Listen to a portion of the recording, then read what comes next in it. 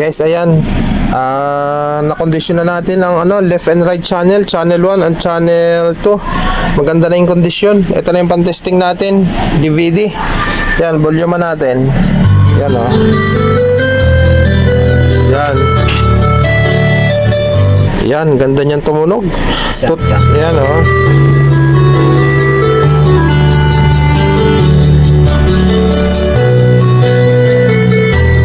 Okay na, left and right meron na yan, pantay na yan, bias na yung niyan, yung channel, pantay na ang tunog. Yan, magagamit niya na ito bukas kasi may event siya bukas.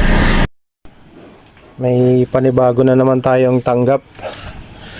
Maganda rin tong power amplifier na to, Lexus yung brand niya. Maganda rin yung design niya. 8 capacitor, 2 diode ang ginamit. 5 pairs lang yung output transistor niya. Yung transformer niya malaki din. Maganda yung yan guys oh. 78. Mataas yung output ng transformer niya. Maganda, pure copper. Problema niyan, sabi nung kakilala natin, mahina daw yung kabilang channel. Kaso nung tinesting ko, yan o, kaya may DVD na. Nagpi-play na yan eh. Parehas na silang wala. Parehas silang walang audio. Yan, i-double check ko na lang. Hanapin ko kung saan nagka-problema. Dalawa yung sa kanya eh. Tsaka ito oh. Napakanipis. Ay, against eh. Malakas ang araw sa labas. GVL. Yan guys. Malapad siya pero sobrang nipis. Yan oh. Dalawa yung amplifier niyan dinala. May-ari nito magaling gumawa ng sound box ng pang mobile. Yan, nabuksan na natin yan. Tanggalin na natin takip. Magaling gumawa ng sound box yung may-ari nito. Problema nito guys, laking space na kulang oh. Nakabang kasi ito sa 4 channel. Sa 4 channel. Kaso masyadong na siya. Masyadong critical na yung design ng niya. Hindi ko gusto yung hindi ko yung gusto yung ganitong design. Iiwanan kayo sa area nito. Ginamit sa kanyang power supply, na din. Ayan oh, hindi na gumamit ang transformer, puro ang pipino na. Hindi ako tiwala sa ganitong amplifier. Chinek ko na to. Problema nito, si baklat ng output. Problema sa output nito.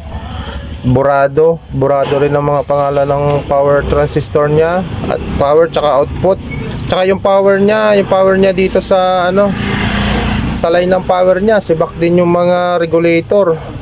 Tsaka yung mga IC niya, sibak din. Bali ang tinamaan dito, power supply tsaka yung pinakang amplifier niya. Audio circuit niya, tinamaan din. Mas magaganda yung mga ganitong design guys pag kayo bibili ng amplifier. Yan, ganito yung malalaking items. Malalaki. Medyo matatag yan sa labanan. Transformer type, kung mas maganda sana transformer type. Capacitor good. Yan, mga ganitong klase. Pero yung mga ganito hindi ko naman sinasabi. Meron namang magaganda nito, pero nangiiwan sa area yung mga ganitong design. Tested ko na yung mga ganyang design ng napakanipis. Tinan nyo guys, kalahating dangka lang. Pero na yan, nasa 700 watts na yata to. Mataas na yung wattage niya. Pero tingnan nyo naman yung pyesa niya, napakaliit. Saan kukuha yan ng tibay ng persa? Maganda siguro yun kapag chillax lang yung music. Pero pag hinataw mo yan, iiyak na yan.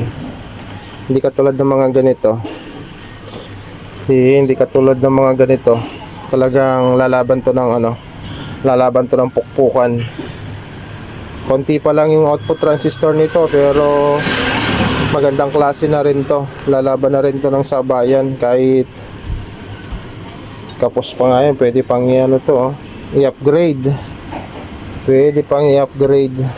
Sige guys, at alamin natin yung sira nito. Binaklas na natin yung transformer.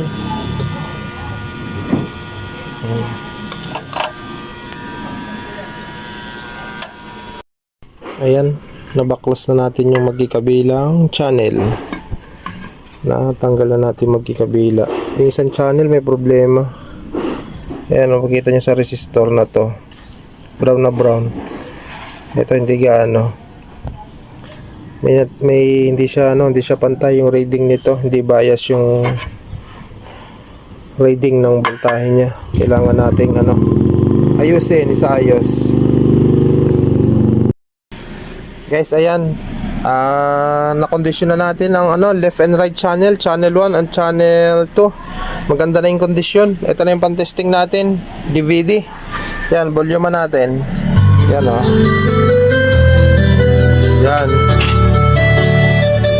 Yan, ganda niyan tumunog. Yan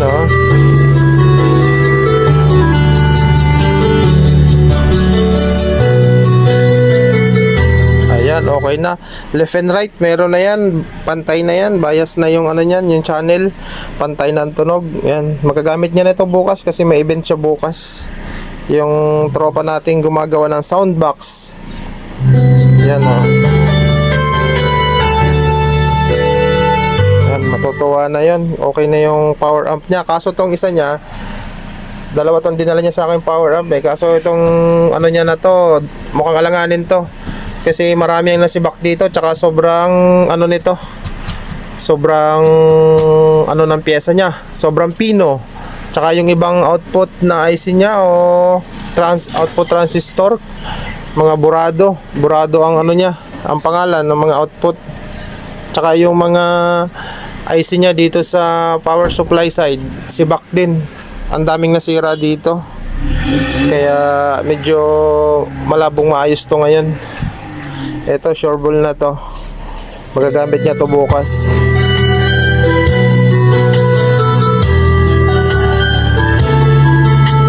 Ang ganda. Yan, marami niya rin power amp. Taga Iloilo siya na magaling gumawa ng mga battle sounds, battle box design. Kung gusto niyo pagawa ng battle sounds o battle box, pwede niyo akong i-PM. Madami siyang design na pwedeng gawin.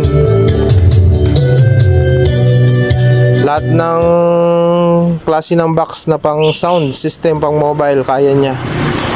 Lahat, kahit kung anong gusto nyo, marami siyang catalog, marami kayong pwedeng pagpilian. Ayan.